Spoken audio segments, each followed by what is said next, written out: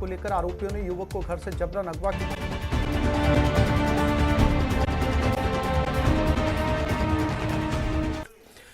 नमस्कार, 20 मिनट 20 खबरों में आप सभी दर्शकों का स्वागत है। इस बुलेटिन में हम आपको प्रदेश से लेकर देश के अलग अलग हिस्सों की खबरें दिखाएंगे, साथ ही आपको यह भी बताएंगे कि दुनिया भर में क्या कुछ चल रहा है। तो चलिए शुरू करते हैं 20 मिनट में 20 खबरों का सिलसिला।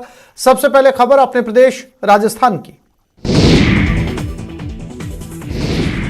झुंझुनू के बगड़ कस्बे में महिला ठग के झांसे में आकर एक महिला ने अपने सारे गहने गंवा दिए। जब तक वो इस झांसे को समझ पाती तब तक बहुत देर हो चुकी थी।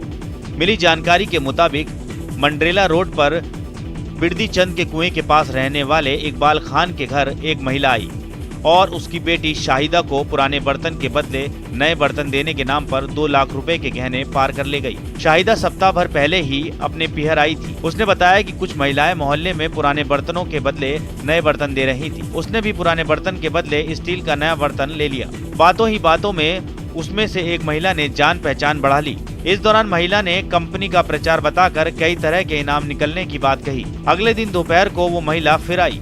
उसने कुछ समय के लिए जेवरात देने पर नए जेवरात देने के नाम पर शाहिदा से सोने का हार, कानों के झुमके, पाजेब और दूसरे गहने ले लिए और फिर कभी नहीं आई। शाहिदा ने अज्ञात महिला के खिलाफ थाने में केस दर्ज कराया है। चूरू जिले की रतनगढ़ तहसील के गांव रुखासर में एक सनसनीखेज मामला सामने आया है। यहां पुरानी रंजिश को लेकर आरोपियों ने युवक को घर से जबरन अगवा किया और फिर खेत में ले जाकर उससे बदसलूकी और मारपीट की। मिली जानकारी के मुताबिक पिटाई से युवक बेहोश हो गया। आरोपियों को लगा कि उसकी मौत हो गई। वो उसे खेत में छोड़कर चले गए, साथ ही उसका फोन भी ले गए।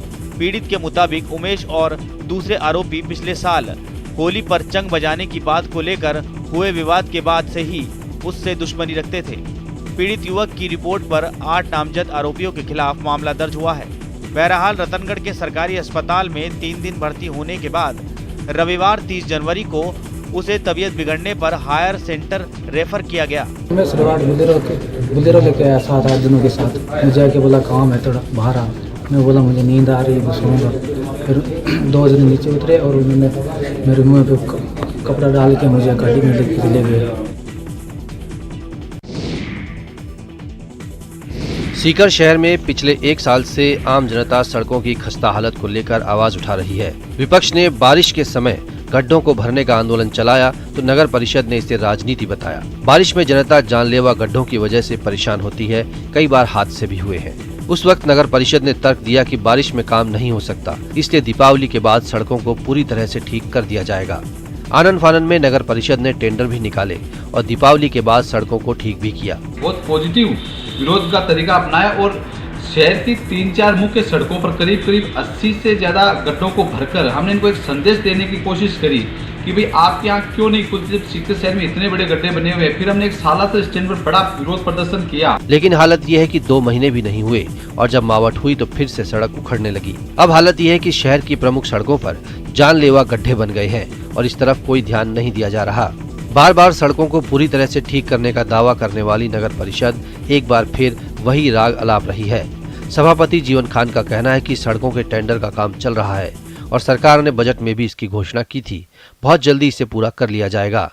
जबकि इससे पहले भी नगर परिषद कई बार इस तरह के दावे कर चुकी है, लेकिन आमजन को राहत नहीं मिली। पीडब्ल्यूडी के अंदर होने के नाते वो पीडब्ल्यूडी ने उनके टेंडर किए हैं और शायद उन्होंने वर्क ऑर्डर मेरे हिसाब से 2-4-5 रोज में या तो दे देंगे और वो जैसे ऑर्डर देंगे उसके बाद में वर्क कार्य सड़कों का किया जाएगा। नगर परिषद, प्रशासन और विपक्ष के अपने अपने दावे हैं, लेकिन आमजन को कब राहत मिलेगी इसका जवाब किसी के पास नहीं है।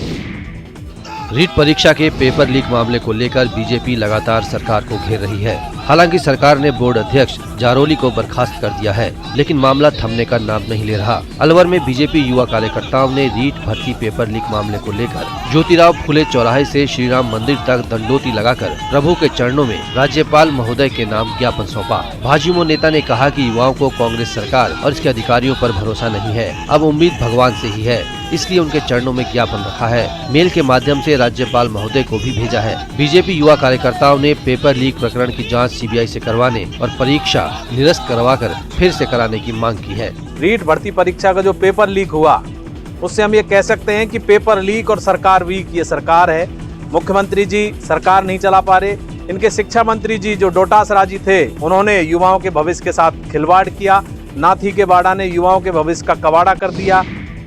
राजस्थान के माइंस विभाग ने लाइमस्टोन ब्लॉक की नीलामी में देश भर में नया कीर्तिमान बनाया है। नागौर के 2 लाइमस्टोन ब्लॉकों की नीलामी की 192% अधिक राशि की बोली आई है। MMDR एक्ट संशोधन 2015 लागू होने के बाद देश के किसी भी हिस्से में लाइमस्टोन की ये उच्चतम बोली है। इससे पहले महाराष्ट्र में लाइमस्टोन के एक ब्लॉक की अधिकतम 185% अधिक राशि की बोली आई थी। अतिरिक्त मुख्य सचिव माइंस, पेट्रोलियम और ऊर्जा डॉक्टर सुबोध अग्रवाल ने बताया कि इससे प्रदेश को अरबों रुपए का अतिरिक्त राजस्व मिलेगा। 24, 25, 27 और 28 जनवरी 2022 को झुंझुनू के 2 और नागौर के 2 कुल 4 लाइमस्टोन ब्लॉकों की भारत सरकार के ई-पोर्टल के जरिए नीलामी की गई थी।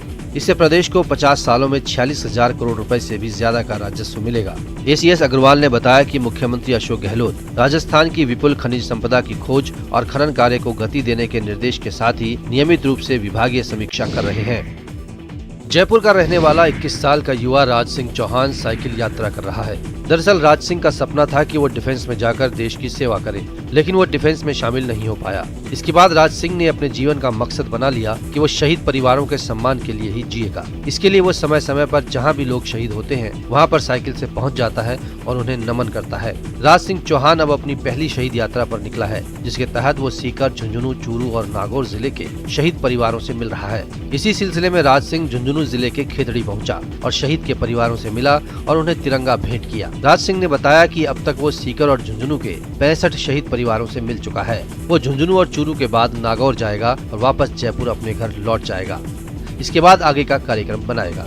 मैं घर घर जाके तिरंगा भेंट कर रहा हूँ। अब तक मैंने 65 परिवारों को तिरंगा भेंट कर चुका हूँ। अब मैंने गणतंत्र दिवस के उपलक्ष्य में मैंने साइकिल यात्रा स्टार्ट की है जयपुर से। जो 1900 के टाइम पे जो शहीद परिवार है उनके घर घर जाकर के मैं तिरंगा भेंट कर रहा हूँ। सिक्कों का ऐसा संसार शायद ही आपने देखा हो।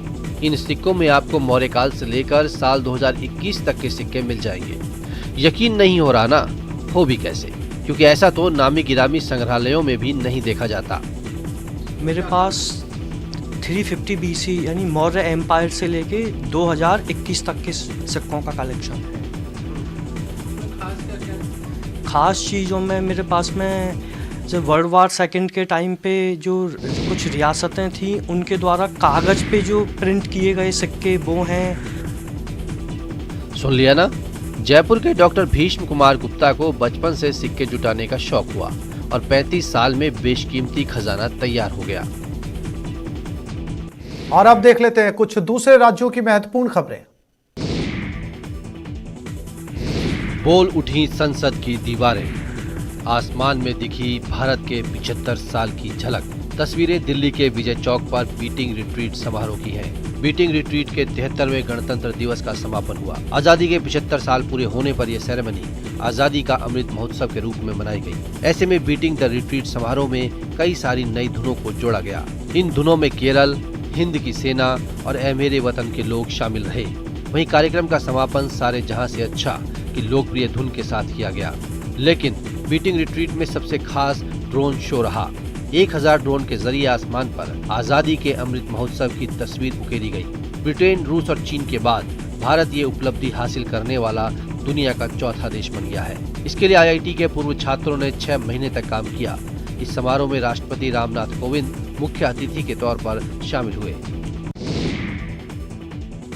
वित्त मंत्री निर्मला सीतारमण चौथी बार देश का आम बजट पेश करने जा रही हैं। 1 फरवरी को साल 2022-23 का आम बजट पेश किया जाएगा, जिसे लेकर महिलाओं को बेहद उम्मीदें हैं। महिलाओं के लिए शिक्षा, महंगाई, रोजगार और सुरक्षा बड़े मुद्दे हैं, जिसे लेकर घरेलू महिलाओं से लेकर कामकाजी और हर एक क्षेत्र से जुड़ी महिला इस बार बजट को लेकर वित्त मंत्री से उम्मीद लगाए बैठी है। वित्त मंत्री खुद एक महिला है, इसलिए महिलाओं की आशाएं उनसे और ज्यादा बढ़ जाती हैं।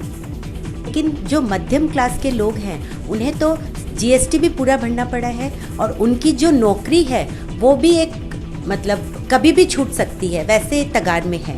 तो इससे क्या है, महिलाओं को बहुत प्रॉब्लम हो रही है और सिलेंडर के दाम इस तरह बढ़ रहे हैं जैसे आसमान को छू रहे हैं। यहाँ की बजट हम लोगों के हिसाब से आए और महंगाई बहुत ज़्यादा बढ़ रही है, उसको कुछ कंट्रोल में किया जाए।